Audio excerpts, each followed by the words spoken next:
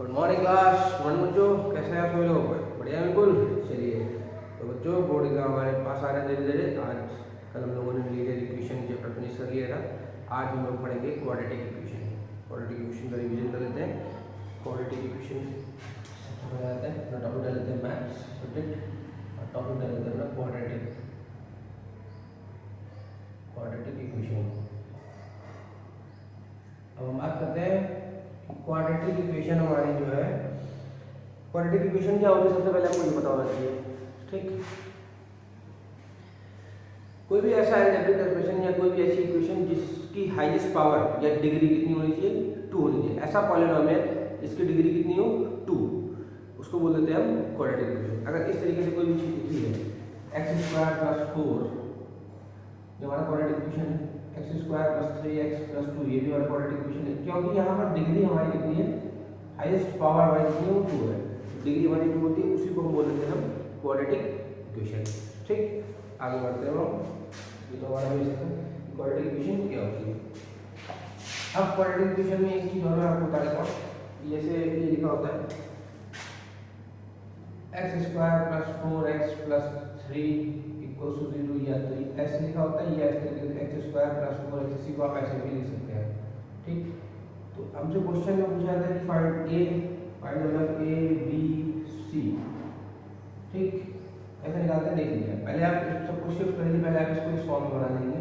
देखिए फॉर्म हमारा ये आएगा x² + 4x + 3 = 0। इसमें क्वाड्रेटिक इक्वेशन फॉर्म हमारा होता है ax² + bx + c। अगर आप नहीं निकाल पाते तो इसको लिख लीजिए। यहाँ पे क्या लिखा है, यहाँ पे 1 लिख लीजिए। यहाँ से x² कैंसिल कर दीजिए, a की वैल्यू कितनी आएगी, यहाँ से x कैंसिल कर दीजिए, b की वैल्यू कितनी, चलिए यहाँ पे माइनस कर लेता हूँ। b की वैल्यू कितनी आएगी, साइन लिख लीजिए -4, और c की वैल्यू यहाँ पे जो भी बचा है वो कितना आ गया, c की वैल्यू आ गई हमारी 3। तो हम इस तरीके से a b c की वैल्यू फाइंड कर लेते हैं। दूसरी चीज, अगर कभी क्वेश्चन में इस तरीके से दिया हो x² - 4x = 0, तो उस केस में हमारा यहाँ पे 1 लिख लीजिए। हमने फिर लिख लिया अपना ax² + bx + c = 0। x² का x² कट गया, a1 आ गया, x से x कट कर दिया, b हमारा -4 आ गया। अब यहाँ पे कुछ बचा ही नहीं, तो c हमारा अपने आप 0 हो जाएगा। ठीक, ये हम a b c ऐसे निकालते हैं। अब देखो हमारा डिस्क्रिमिनेंट फाइंड करेंगे। डिस्क्रिमिनेंट क्या होता है, चलिए देखते हैं।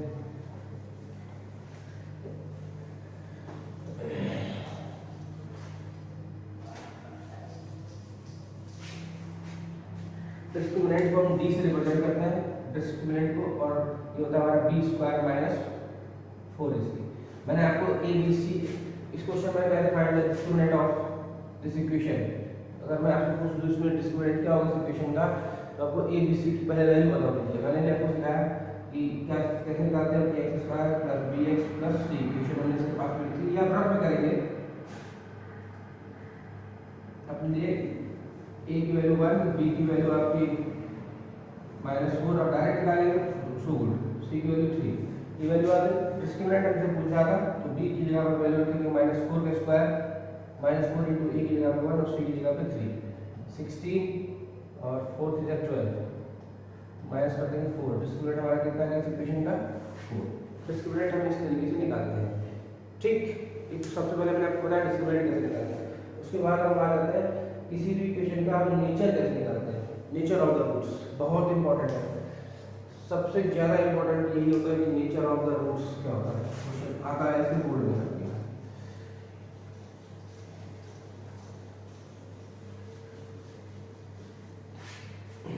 टॉपिक डाल लिया आपने यहाँ पर, nature of the roots. Nature of the roots कैसे हम नेचर निकालेंगे कि रूट्स के नेचर क्या होंगे। अगर डिस्क्रिमिनेंट मतलब b² - 4ac हमारा ग्रेटर देन 0 है, सबसे पहला केस। अगर b² - 4ac ग्रेटर देन 0 है, तो इसका मतलब roots are real and unequal.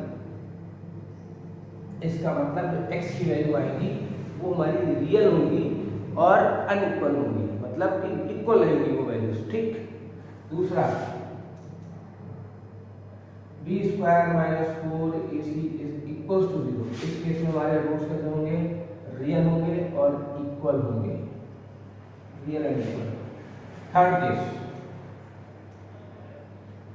B square minus 4ac is less than 0। इस केस में हमारे रूट्स आर इमेजिनरी होते हैं या आप इनको नॉन रियल भी बोल सकते हैं। ठीक, ये 3 केस होते हैं। अब ये तो मैंने लिख दिया, अब इनका मतलब भी आना चाहिए। जैसे मैं क्वेश्चन अभी मैंने आपको स्टार्टिंग में लिखा था कि x square minus 4x plus 3 equals to 0, ये हमने इक्वेशन में पहले लिखी थी। और मैंने आपको इसका मतलब क्या होता है, इसका मतलब होता है डिस्क्रिमिनेंट ये है डी, डी। ठीक, इसका मतलब मैंने आपको निकाल के डी निकाल के दिखाया था, बी स्क्वायर माइनस 4ac। तो बी स्क्वायर माइनस 4ac की वैल्यू फाइंड कर लीजिए। 1 बी की जगह पे आएगा आपका माइनस 4 का स्क्वायर, माइनस 4 इंटू ए की जगह पे 1, सी की जगह पे 3, 16 माइनस 12 कितना आएगा 4 आएगा। तो ये 4 बी स्क्वायर माइनस 4ac की वैल्यू हमारी कितनी है बेटा, कितने के बराबर आया 4 के बराबर। इसका मतलब क्या हुआ, ये 4 क्या हुआ 0 से बड़ा हुआ। इस केस में क्या आ जाएगा, इस वाले केस में 0 से बड़ा है। इसका मतलब B square minus 4ac greater than 0। वो बी स्क्वायर माइनस 4ac 0 से बड़ा है, उस केस का आंसर क्या आ जाएगा, roots are real and unequal. Roots कैसे होगा हमारे, रियल एंड अनइक्वल। ये हमारा इस क्वेश्चन का आंसर का नेचर कहते हैं, हम फाइंड करेंगे। ठीक, जैसे एक एग्जांपल मैं लेता हूं,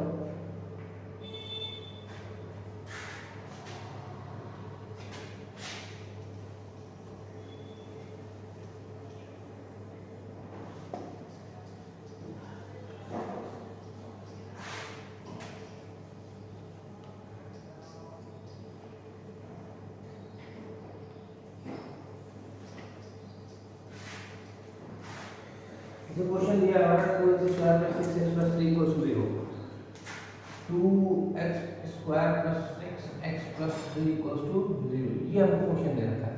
ठीक, हमसे कह रहा है कि इसका नेचर बताना है, without solving find nature. Nature बताने के लिए हमको पता होना चाहिए b स्क्वायर माइनस 4ac कितना होगा। ठीक, तो b स्क्वायर माइनस 4ac कैसे निकालेंगे, सबसे पहले हम a निकालेंगे, ये हमारा 2 आएगा, b हमारा 6 और c हमारा 3। मैंने आपको सिखाया है निकालना, आप पीछे देख सकते हैं।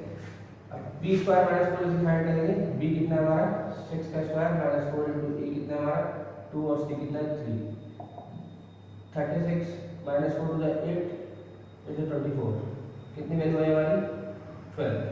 d की value b square minus 4ac कितने बराबर है 12 के बराबर। अगर 12 आया तो इसका मतलब वो 0 से क्या होगा, बड़ा होगा, तो इसका नेचर क्या हो जाएगा, उसका रियल है अनइक्वल। ठीक, दूसरा केस मैं आपको इक्वल वाला केस बता देता हूं, जैसे x square plus 6x plus 9 equals to 0, ये दे दिया गया। इसमें हमारा b स्क्वायर माइनस 4ac क्या होगा, a हमारा 1 होगा, b हमारा 6 होगा, c हमारा 9 होगा। b स्क्वायर माइनस 4ac इसमें फाइंड कर लिया, b कितना दिया हमारा 1, सॉरी b कितना दिया 6 का स्क्वायर 4 इंटू a1 c9, ये 36, ये 36। b स्क्वायर माइनस 4ac की वैल्यू कितनी है इस बार 0। मैंने बोला था 0 अगर आएगा तो इस केस में चला जाएगा, मतलब रूट्स कैसे होंगे, real and equal. Real and equal का मतलब इनकी जो x की वैल्यू आएगी वो दोनों ही सेम आएगी। जो मिडिल टर्म स्प्लिटिंग करते हैं, जो इधर हम करते हैं मिडिल टर्म स्प्लिटिंग, उससे अगर हम x की वैल्यूज निकालेंगे, दो वैल्यू निकल जाएंगी और वो दोनों ही वैल्यू सेम होंगी। इसका मतलब ये होता है। ठीक, समझ में आ गया। ठीक, तो आज की क्लास में सिर्फ लिख रहा था कि हम नेचर क्वाड्रेटिक इक्वेशन क्या होती है, डिस्क्रिमिनेंट क्या होता है, नेचर कैसे फाइंड करते हैं क्वाड्रेटिक इक्वेशन में। आज की क्लास में सिर्फ चलेगा, कल हम मिलेंगे दूसरी क्लास में, इसी के इसके आगे बढ़ाएंगे। ठीक है क्लास, कल मिलते हैं। Thank you class.